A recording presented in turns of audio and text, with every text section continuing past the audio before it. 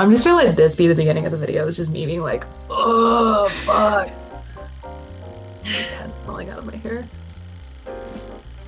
Ta-da! I'm at a magic It's a conference. magic trick. You're in Vegas. That's what it's for. Vegas, baby. Hi, everybody, it's me, Catieosaurus, and welcome back to my channel. You might be noticing that it's not just me, Catieosaurus, but I have a lovely secondary person. Secondary person, would you like to introduce yourself? Absolutely. I'm Dr. Elizabeth Kilmer. I'm a licensed clinical psychologist in the state of Washington. I'm a psychologist with the company Respec Psychological Services, which is a mental health clinic where we offer therapy and assessment services to adolescents and adults. A lot of our focus is on individuals with ADHD and autism. We work a lot with people in the tech community, the games industry, geeks and gamers, those kinds of things. I also do some work with Take This, which is a mental health and games focused nonprofit. So you might say that you are a very cool person doing very cool things who also knows a lot about ADHD and autism diagnosis. Yes. That's so convenient because that's what we're going to talk about today. Oh, thank goodness. Also, for everyone watching at home, Elizabeth and I have been friends for years, and I have never once actually been able to like professionally have Elizabeth on the podcast without just like fucking around for like half of it. So welcome to the vibe. This is the vibe of it today. It's fine. Okay, well, before we start, Elizabeth, maybe you're maybe a therapist, but she is not your therapist. So we're just gonna do a little It's true. disclaimer. It's great. It's great. Anyway, so Elizabeth is a therapist, but Elizabeth is not your therapist. And so Elizabeth and I are gonna have a conversation today. Take what you want, leave what you don't, but please remember that this is educational only. This is not medical advice. Now that I have said this, my lawyers will get off of my back. Today, also, dear watchers slash listeners, we are going to be focusing on diagnosis and assessment in adults. Right, Elizabeth?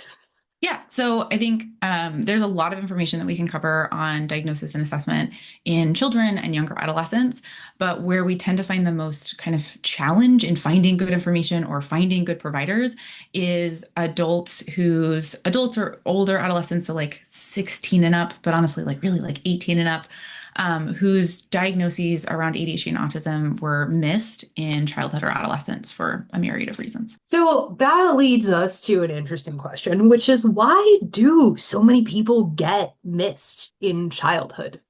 Yeah, so part of it is the amount that we know about autism and even ADHD has really expanded in the last decade for a lot of reasons. There's been increased focus on it. We started actually doing a better job of listening to people who have those diagnoses and magically learning more things about their experiences. Wild what happens when you treat people as people and you ask them questions about their own experiences. There are also things around people might have gotten misdiagnosed, meaning they may have gotten a diagnosis of anxiety when actually ADHD would have been a more appropriate diagnosis for them, or a diagnosis of maybe bipolar disorder, especially if you are an individual who holds a marginalized identity. When we're talking about like ADHD and autism diagnosis, basically, if you're not a white male, then your diagnosis was more likely to be missed. You might also have been doing okay from the outside, or your family or your school district might not have had the resources to be able to identify kind of what supports you needed. We also can see a space in which sometimes we don't start to see more challenges with autism and ADHD until the demands of an individual's environment outpace like their own internal ability to manage that. So if you were somebody who did really well in a school setting and also was maybe a little bit or a lot smarter than average, and you tended to have more internalizing symptoms instead of externalizing symptoms, meaning it was more anxiety stuff in your head as opposed to like jumping on your desk in the middle of class.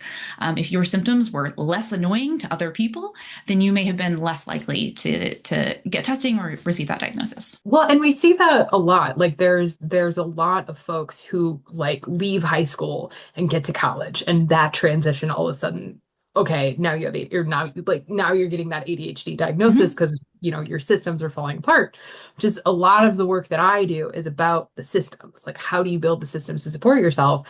And so like for me, the ones that I see the most are like it's also the same like like the list of like stressors. So it's like when you go to college, like when you get married, when you have a Mhm. baby, like when you move, like those are all Puberty and catalysts. menopause are Yeah, also part of menopause. it. Yeah. Like we're learning more and more around how much hormones matter. Yeah, is can you imagine? And then also like this isn't I don't know, I might edit this part out, I might not, but like the fact that you couldn't get diagnosed with both ADHD and autism at the same time, like in the same person until what, 2013, 2014?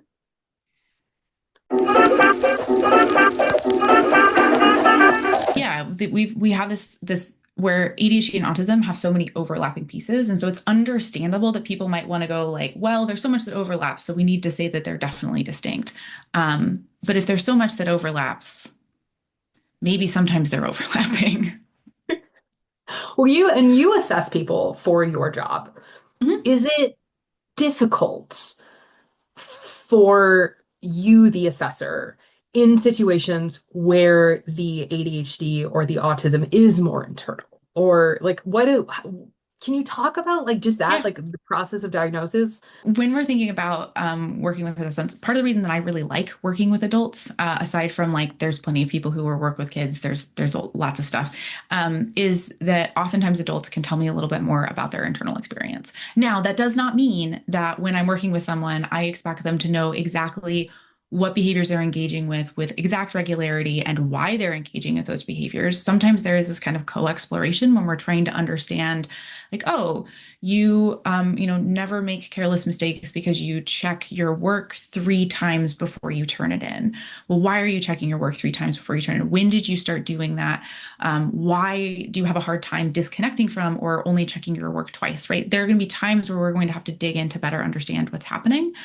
But because we can ask a lot of these questions, because we can get in depth, I would say we're often able to really do a good job of differentiating between autism and ADHD or identifying that like both of them are co-occurring. Now, there have been times in which I've done an assessment with someone and I've said, hey, we've got really good evidence for autism, for example, or really good evidence for ADHD. And we've got some signs that point to maybe there's also autism here as well. But it's really inconclusive, right? And I generally hate giving inconclusive diagnoses, but there are times in which I'm like, okay, we've got this one here. This one I'm not seeing good enough evidence for. But if when you treat the ADHD and if you start and you start to see some of these autism symptoms showing up more prevalent or they start to become more of an issue, then we may want to revisit whether or not that diagnosis is also appropriate. So there are going to be times where that absolutely will show up. This is maybe a silly question, but it's one that hits very close to home. So very recently, and I haven't even like talked about this yet. So like, dear viewers, dear listeners, surprise! Here's a new lore dump. But very recently, I got assessed for OCD, and my therapist was like running me through the little checklist, or whatever. And she gets the question, and she's like, how much time a day do you spend, thinking about your friends and family dying? And I said the normal amount, 8 to 10 hours.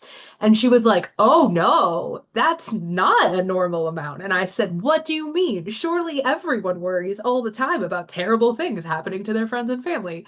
So like as somebody who does assessments, like what is the process of that? Like how do you look at somebody who goes, yeah, I just checked my work 15 times. Like, isn't that what everybody does? Like how do you define what is I don't want to say disordered, but like Mhm. what is what's a good word, therapist friend? I mean, I think when it comes to um, like if you're spending 8 to 10 hours a day thinking about, for example, your friends and family dying, right? I would assume that 8 to 10 hours is causing some clinical distress. Like it is causing some impairment. It is getting in the way of the things that you want to do or the things that you care about. And so I think labeling that as disordered, meaning like this is a thing that is causing problems and causing distress in your life and is not supposed to be happening, is a reasonable thing. Now, do I go, oh, well, you have a disorder and therefore you deserve less respect as a human? no, like that's a problem. Yeah. But yeah, when we're looking at what is disordered or when we're looking at what might be atypical or abnormal, right? I as an individual am not making those calls in terms of going like, oh, well, I think I've decided, me as Dr. Kilmer decided that spending 25 minutes a day is a normal amount, but spending 26 would be weird. That is something where we have the Diagnostic and Statistical Manual, so the DSM-5 TR, which is made by the American Psychiatric Association. That is kind of the diagnostic manual. It's what we follow in the US. Obviously, the DSM, if you've looked at those criteria, it's not very many pages. Like that's almost like the cliff notes of diagnosis. We have different measures then that we're going to look at. And for OCD, I think it's more than an hour or it might be 3 hours. I can't remember the specific cutoff in terms of like the amount of time that you are spending engaging in either obsessions or compulsions. So there are, for some things, again, like OCD, there are some really clear cutoffs. In certain measures that you're looking at, there are going to be clear cutoffs that say, like, okay, this person is reporting or we've observed this behavior, and this is something that's happening more. There's also stuff that is a little bit more squidgy. For example, if I'm looking and looking for like fidgeting behavior of an individual, I'm going to ask about their experiences. I'm also going to be paying attention in that assessment process. And if you sit through 2 to 5 hours of interviews with me, and I'm not seeing any fidgeting behavior, or you're not telling me about fidgeting behavior that maybe I can't see off screen because you're used to having that like corporate Zoom environment, right? Yeah, absolutely. My most common fidget is absolutely my pen. Yeah, I just sit here Um, like all day, like, nah. Yes. And so we don't have like, oh, I observed 3 instances of fidgeting and that's happening. So there are things that are a little bit less concrete when it Mhm. comes to certain diagnostic criteria. Okay, so the diagnosers are using the DSM, but who can diagnose autism? Who can diagnose ADHD? This is a great question. You wrote And it, it's so. it's a big it depends. So Okay, okay, pause. All right, viewers, because this is my channel, I can say whatever I want. I need you to know that I was like, Elizabeth and I had talked about doing this. And then Elizabeth, who is the most like overachiever, brilliant, glorious person in the world, sends me this gorgeous outline. She's like, here's the bullet points. And I was like, cool. All right, that's fine. So I want you to know that most of the questions that I'm asking Elizabeth, Elizabeth wrote because she knows what she's doing. And I appreciate that very much about you. It's a really good question. Thank you so much. I think I do think it's an important question. It is one that you and I have talked about before. It really depends. So, like speaking about the US in particular, who can diagnose what is dependent on state to state, and it also can be dependent on certain things like insurance. Even if you are going through private pay, insurance companies shape a lot of the way that we engage in healthcare in the US, in part because often to access healthcare, you have to have a diagnosis, which means that we might go, hey, there's this very small subset of people that are really good at diagnosing, but they can't necessarily engage with the broader group of humans who may need access to healthcare. But if we put access to healthcare behind the wall of a diagnosis, we suddenly have to create opportunities for those people to get access to diagnoses. So, when we're thinking about who can diagnose what where, it is going to be dependent by state law. It's going to be dependent by even an individual scope of practice. So at kind of the top of the diagnosis hierarchy in this particular area, we're often going to see, for better or worse, psychologists and psychiatrists. Psychologists are typically, so I am one of those, I do not prescribe medication, typically have more training in assessment specific things, right? So like I had multiple classes, I had to do a bunch of assessments as part of my grad training. Um, I'm going to have a lot more information oftentimes around different measures, different interviews, those kinds of pieces. Now, there are often also going to be psychiatrists that have the same level of knowledge and training in assessments as I do, but we tend to see more of that. Like if you're doing IQ and achievement testing, that is going to happen more with psychologists. Psychiatrists, those prescribe meds. to prescribe meds, you also usually need to be able to provide a diagnosis as appropriate to then be able That to makes provide sense. appropriate medication. So we tend to see that. Typically, um, assessments with psychologists tend to be a little bit more in depth, and assessments with psychiatrists tend to be a little bit less in depth. Now, you can also potentially get a diagnosis from another type of MD, so like a general practitioner or a family medicine doctor. Some nurse practitioners or psychiatric nurse practitioners can provide diagnoses in some states. Same with master's level counselors and social workers. So we've got kind of the legal pieces, and then we also have the expertise. So some providers are going to say, like, man, I do a lot of work with autistic youth or autistic individuals, but I am not specifically trained in diagnostics in these areas. And so I might be a great therapist, but I'm not going to be great at diagnosing. I wish that everybody really stayed within their lane of expertise, but unfortunately, that is not the case. So Yeah. you will sometimes run I have definitely read reports by providers that I would argue probably shouldn't have been trying to diagnose the things that they were trying to diagnose. Um, so there's unfortunately a wide level of variability. Yeah. I mean, that makes sense. And it's also, I'm trying to figure out the best way to ask this question, but is there, wait for it, wait for it. You know how we talk about, do you know how people talk about like therapy being kind of like dating, where you have to find like the right therapist for you? And even like in that, like what methods are they using? What models are Mhm. they using to sort of like help you as a therapist? Does that also go for assessors, or is it more like I can show up to like any qualified assessor and get a probably adequate diagnosis?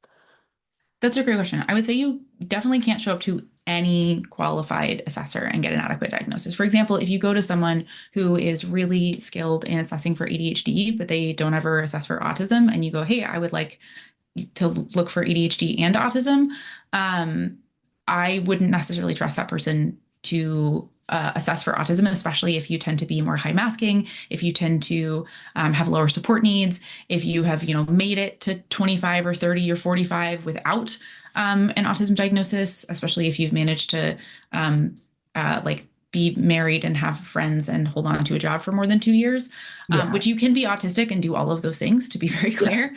Yes. Um, then working with somebody who has less experience in that area may be more challenging. I would say that I think assessors kind of fall for me in between. Like I would say for therapists, you need somebody who's a really good fit for you, that you feel comfortable with, that you are willing to talk about things that you don't want to talk about, that you are able to take feedback from them and it feels okay. For psychiatrists, I tend to say go through insurance and find someone who's good enough. Um, and then with assessment, I would say that's kind of somewhere in the middle. This person does not need to be someone who you feel the most safe and comfortable with, but this is someone that you want to trust has decent experience in assessment, and specifically assessment for the diagnoses you're trying to rule in and out. You want to make sure that this is somebody that you feel heard and respected by, and you want to make sure that this is someone who you believe is able to provide the information that you need. For example, if someone comes to me and we do an assessment and they're coming in and they think that they are autistic, right?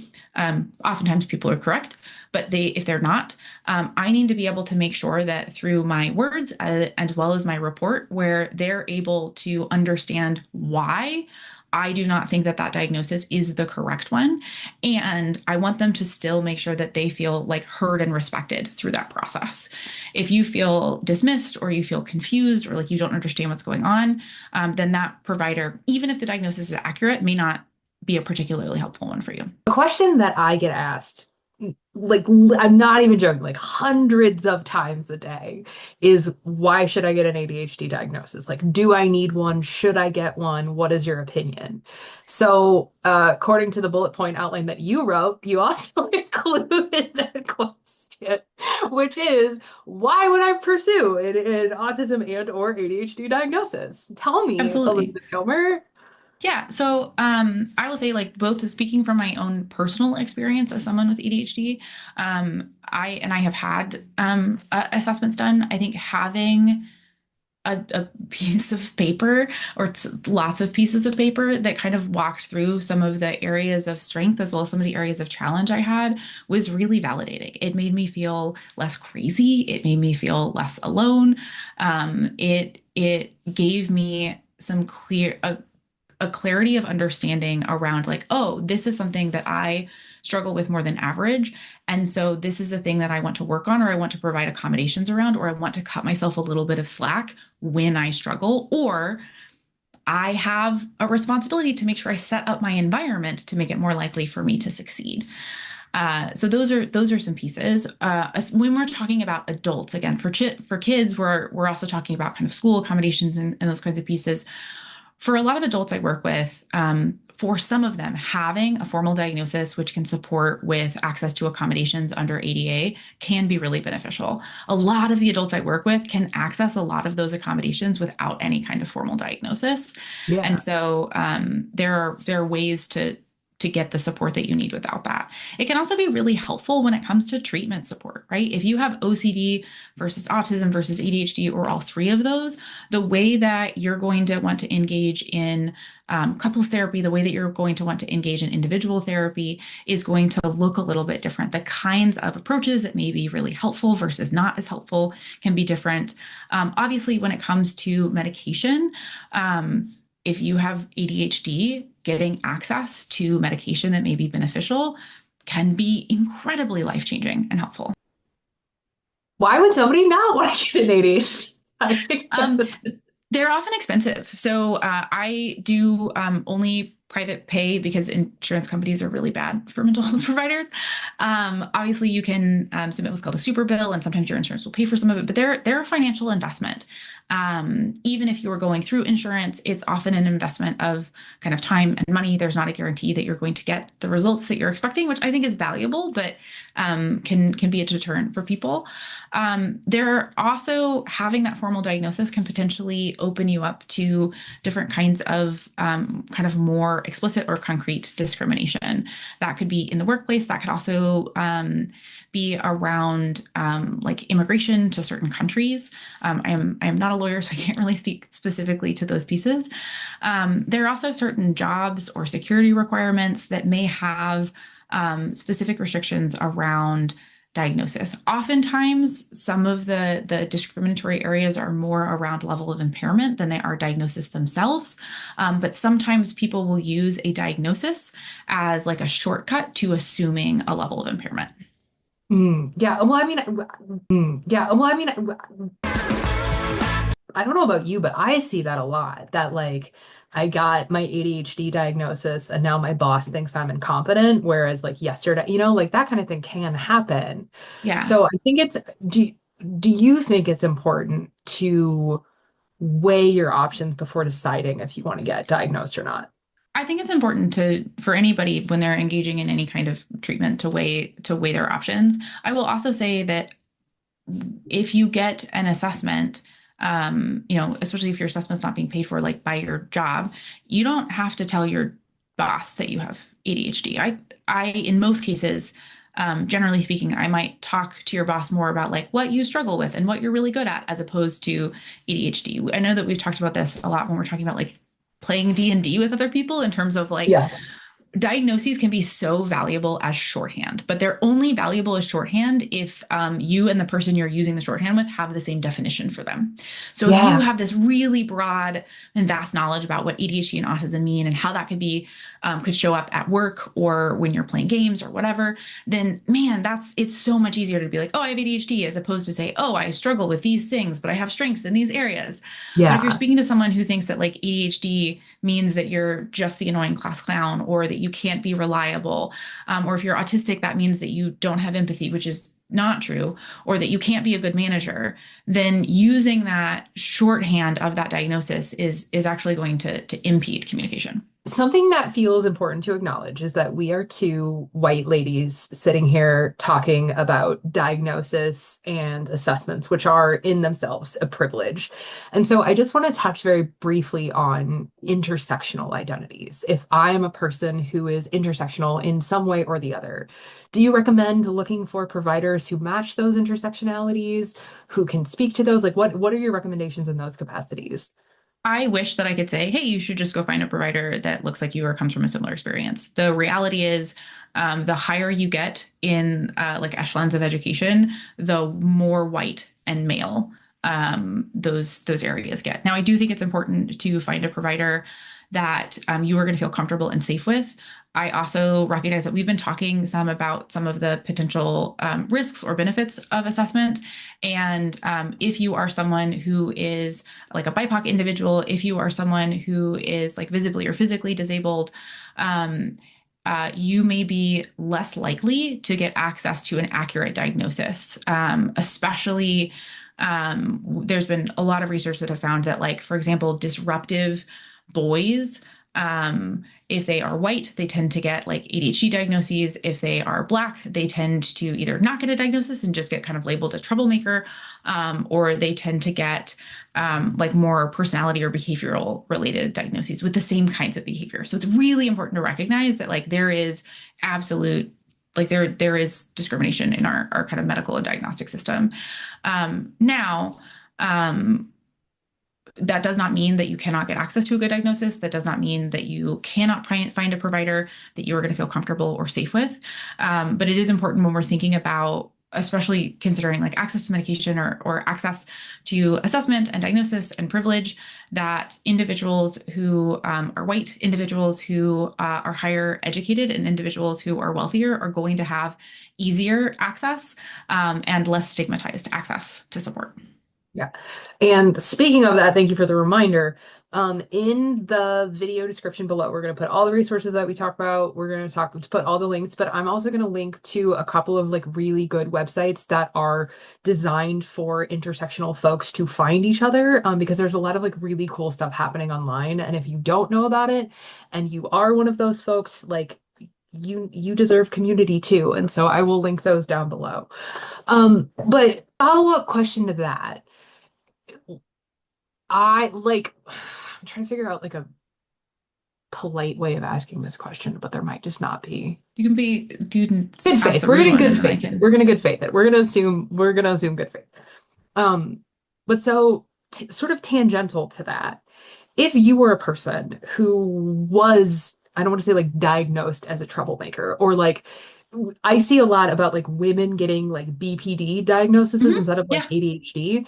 If you are a person who had that experience as a kid, like getting a differential diagnosis or something like that, is that another reason why you might want to get an assessment now to see if that was like accurate or Yeah, absolutely. I will say that's also a really great screening question to ask a potential provider. If someone calls me and they say, "Hey, I got a diagnosis of bipolar disorder or BPD or oppositional defiance disorder as a kid," and like now I'm thinking maybe it's more ADHD and I want to come in and get assessed, and I'm gonna go like, "Oh, absolutely. I can't tell you what your diagnosis is over the phone, but like." Those are all flags that to me say like, hey, we should make sure that we're looking into ADHD and autism. Now, if you call a provider and you say, hey, I got like an oppositional defiance disorder as a kid, or I got a BPD diagnosis, but now I'm thinking it's maybe bipolar disorder, like, is that do you do differential diagnosis about that? Is that something that you run into a lot? And they go like, oh, well, sure, I can look into it, but like it's probably accurate. I wouldn't go see that provider. heard? What happens? What happens when I go to your office? Like, what do we do? Is there like a Ouija board? Is there like, what are we doing? Are we playing games? Like, what happens? That's a great question. So when we're talking about autism or ADHD evaluations more broadly, I will say it varies very, very widely by provider. I mentioned that a Yeah, little bit when we were talking about the difference between like psychiatrists and psychologists. So I cannot speak to everybody's experience, but I can tell you a little bit about what it looks like in my office. So when I'm doing an autism or ADHD evaluation, and I will say, even if someone comes in and goes, I think I have autism or I think I have ADHD, I'm going to screen for both autism and ADHD. I also am going to look at a couple of other different diagnoses because we want to make sure that we're not just going like, oh, I found this thing and now I'm following the trail of confirmation bias towards a diagnosis, right? Most of my assessments that I do are virtual, so I can see anybody within kind of the state of Washington.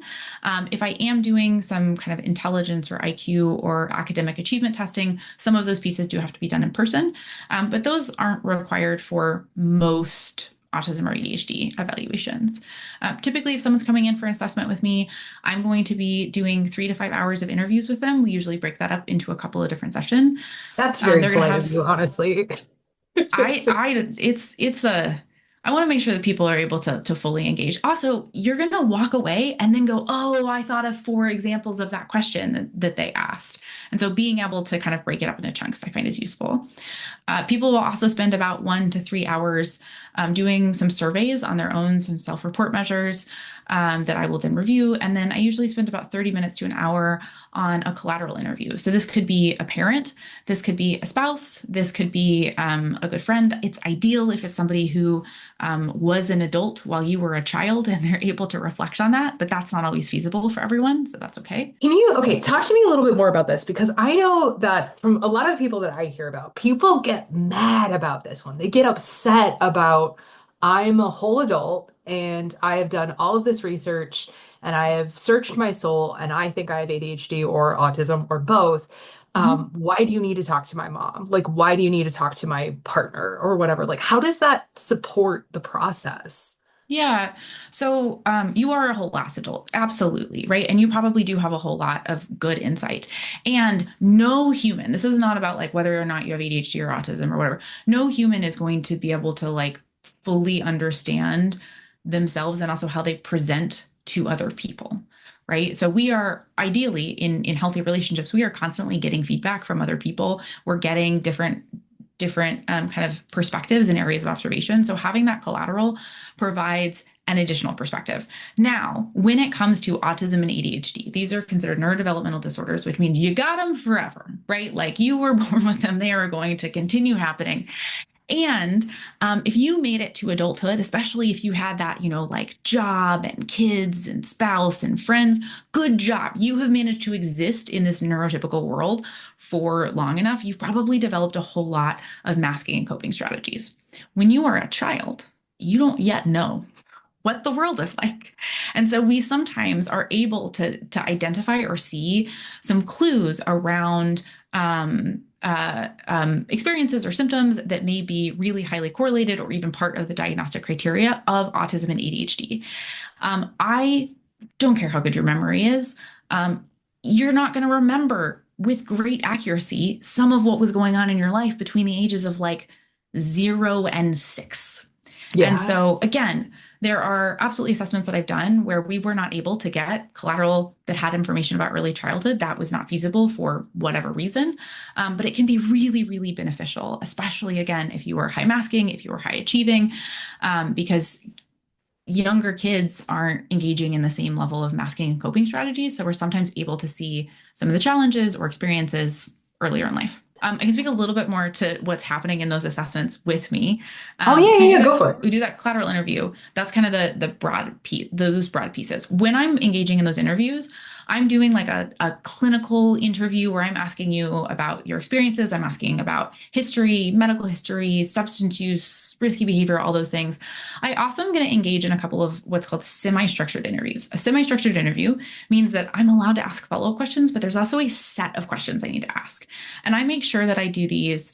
I use a couple that will ask about diagnostic criteria for a broad range of diagnoses. So we're going to talk about social anxiety and PTSD and OCD and a couple of other diagnoses because I want to make sure that we are assessing for any potential comorbidities, so other diagnoses that are coexisting, or diagnoses that might better explain the symptoms that are showing up. Yeah. OCD is, for example, is a diagnosis that can commonly occur with autism and ADHD, but it also is one where an OCD diagnosis could actually be an inappropriate diagnosis. It could actually be that you have autism or that you don't have autism, you just have OCD. And so making sure that we're looking for that kind of broad range and being able to effectively rule in or out.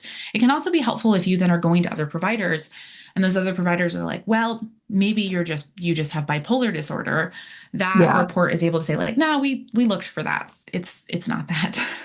This is something that I'm really interested in this as a human, is like, there's so many like interesting comorbidities with ADHD and but like weird ones, like a lot of cavities, or like we tend to like need glasses more than other people, like stuff like that. So like, do you take those, like that research on comorbidities and apply it to your assessments, or is that kind of like and if they mention it, then like that goes into like, okay, they working memory, they forget to brush their teeth or whatever. Um, a little of both. So I'm absolutely going to ask questions about, for example, uh, dental stuff, vision stuff, chronic illness kinds of pieces, chronic pain. And I'm sure you know you've dug into literature a little bit. Like when we look at individuals who have problems with dental stuff and have ADHD, there's evidence that it's both like a behavioral related issue, but also some kind of like genetic and biological related issue. Like it's not just, oh, you forgot to brush your teeth and now your teeth are garbage.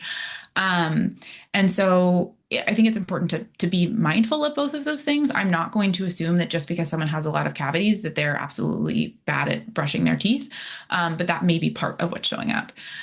When we're thinking about the diagnostic criteria that's laid out in the DSM, if someone has, for example, Ehlers-Danlos syndrome and they have a whole lot of cavities, that doesn't necessarily mean they have ADHD or autism. Like I cannot say like, oh, well, you got these diagnoses, so you definitely have this one.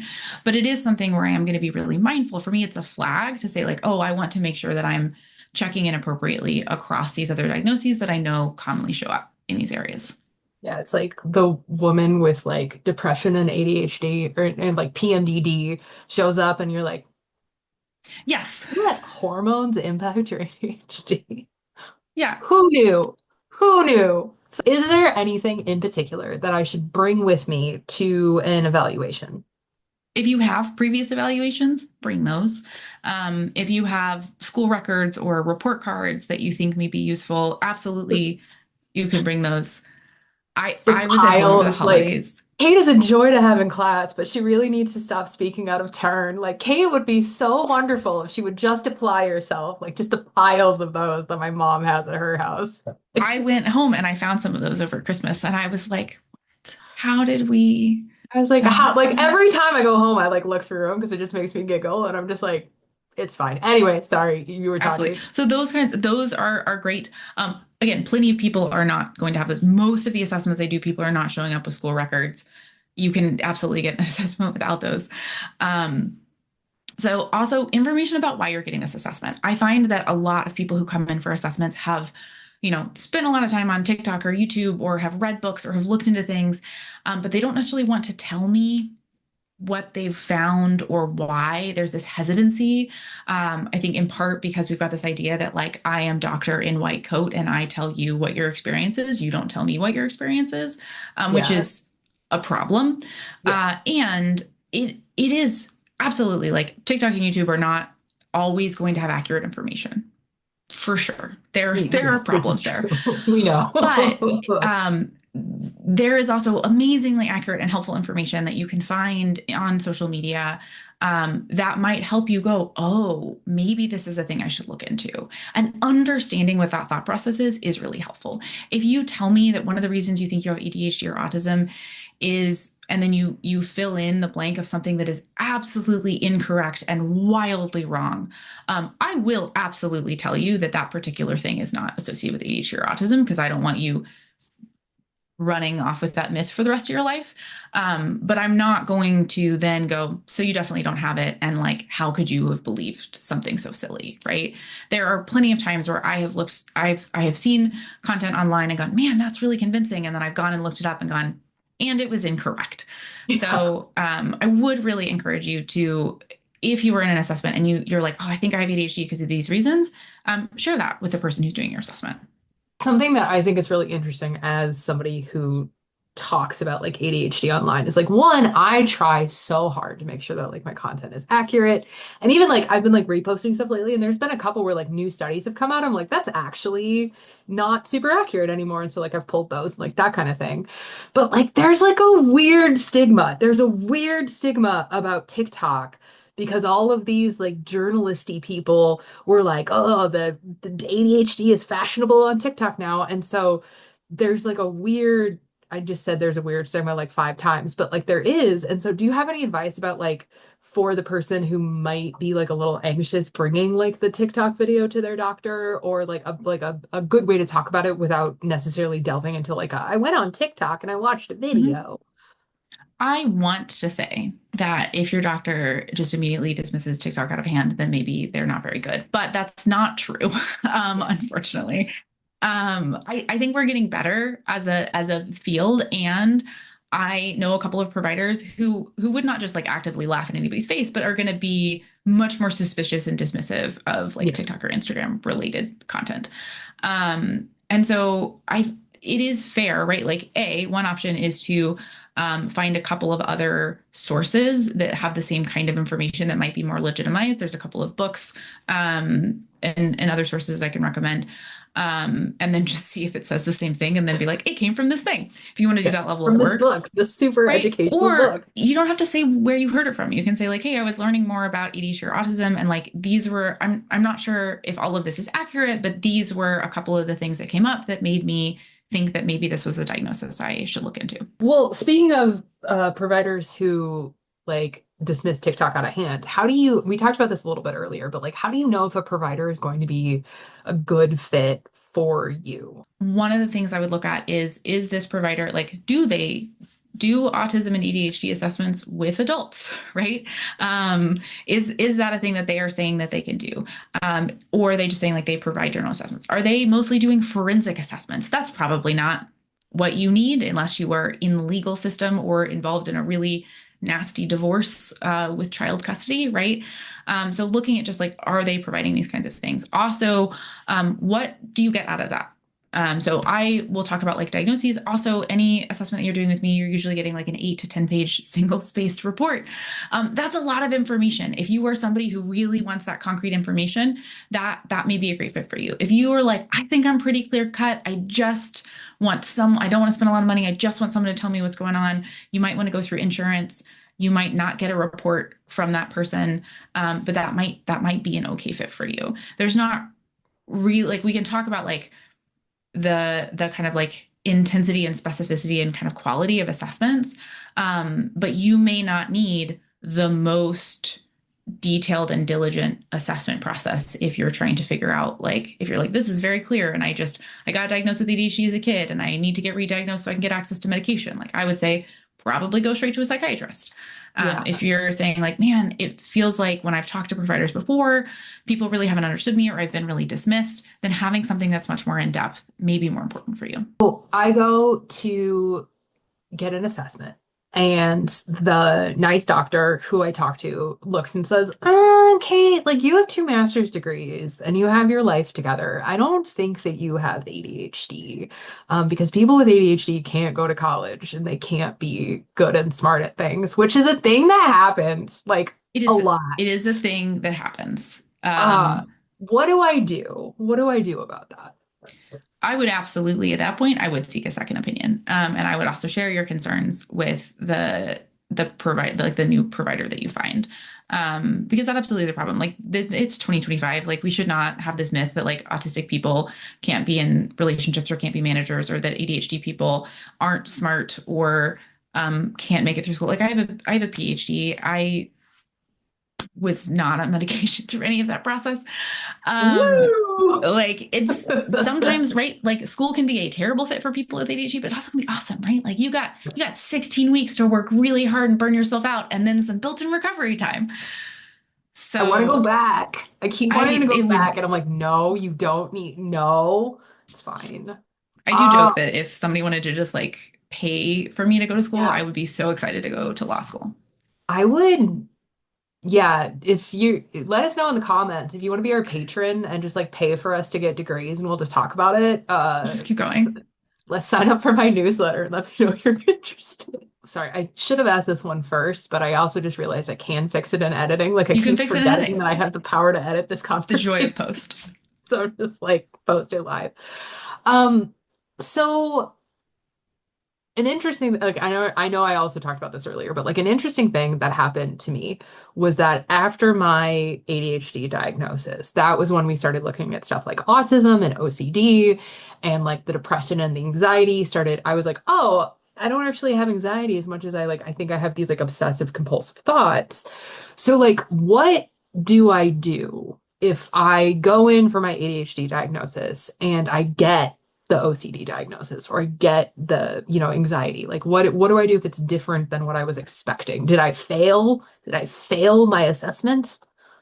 You didn't fail your assessment, and hopefully, you should walk out with understanding about why, right? If you walked in expecting an ADHD diagnosis or an autism diagnosis, and you walked out with just an anxiety diagnosis or just an OCD diagnosis, or you walked out with ADHD and OCD diagnosis, part of that assessment should also be recommendations for next steps, right? So recommendations for treatment, recommendations for accommodations, kind of the like, what should you do next? If you're in therapy, here are some things that might be helpful to address, or it might be helpful to go to this kind of therapist. So that should be part of that assessment piece. It should not just be, here's your diagnosis, good luck with the rest of your life. Um, if you are going like, oh, this doesn't make sense to me, like I don't understand, the provider you're working with should make space for you to be able to answer those questions. Anytime I give a diagnosis that is different than what the person was expecting, which absolutely happens, I want to make sure that that person understands and they are on board. I don't think I've ever had a time, I'm not saying this couldn't happen. I don't think I've ever had a time where somebody has gotten a diagnosis that was different than they expected. We talked about why, we talked about where the information come from and why I made that decision. And they went, yep, I think that you're just wrong. And I don't agree with you. And this is, we're done. I'm not saying that couldn't happen. I'm not saying that there won't be a time in which I have a really clear understanding. I'm able to back up with data and it's different than what the client believes. But this should make sense to you. It should not just be a black box of a diagnosis. Well, one of the really interesting things is that we are living in a time where there is a lot of content. There's a lot of information. There's a lot of books. Mine's coming out soon about ADHD. Do you have recommendations for resources for people who are maybe like on the fence? Like, do I not have ADHD? Could it be autism? Like, what do you got? Official Absolutely. recommender? I'm super excited for when your book comes out. So I'm sure that will be a recommendation I'm when so it comes scared. out. I know that we're recording, but I'm so scared. I'm so scared. We just got the actual like pages and it's like a real thing and I keep looking at it going like what the fuck? It's crazy. Anyway, sorry. Your That is recommendation, so please. exciting. I'm excited. I'm so excited for it. Freaking out, Um, dude. uh, I think a really good starter is definitely the How to ADHD by Jessica McCabe. Um, Jessica!